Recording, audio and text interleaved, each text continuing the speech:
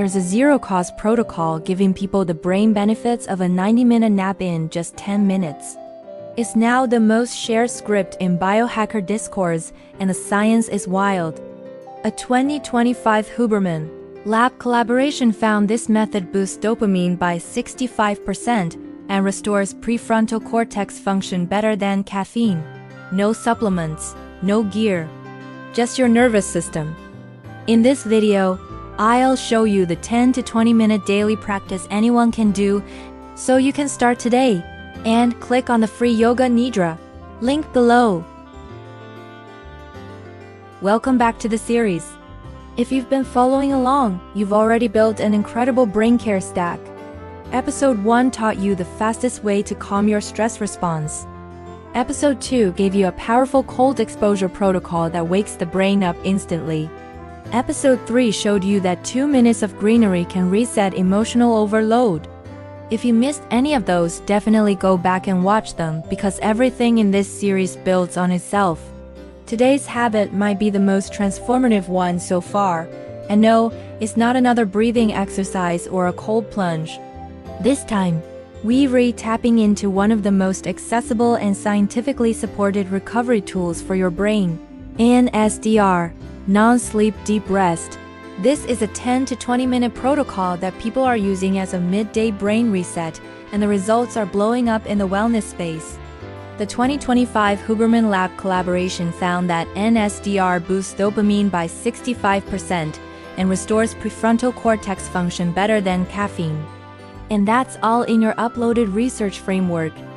Think of this habit as the brain's recovery secret weapon. You don't need to fall asleep.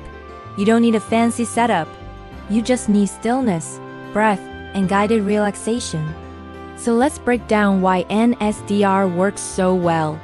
When your mind is constantly switching tasks, debating decisions, solving problems, scrolling and reacting, your prefrontal cortex gets exhausted. It's like mental muscle fatigue. NSDR gives that part of the brain a chance to drop into a deep restorative state without needing to sleep. It uses a mix of slow breathing, body scanning, and sensory withdrawal to shift your brain into a theta-dominant state. That's the same state your brain enters right before sleep. But here's the wild part. You stay conscious. You stay in control. You're basically giving your brain a controlled power down, then waking it back up sharper than before. This is why elite performers, founders, students, and athletes are all using it. It isn't a nap. It's like mental software maintenance. Now let's get into how to actually do this daily. Beginner level. Try a 10-minute NSDR or Yoga Nidra audio track. Lie down, close your eyes, and follow the guided voice. No expectations, just let your mind drift. That alone is enough to feel a difference. Intermediate. Extend the session to 15 minutes. Bring more awareness to the sensations in your body. The more you can shift your focus away from thinking and into sensing, the deeper the reset. Advanced. 20 minutes. Either guided or unguided.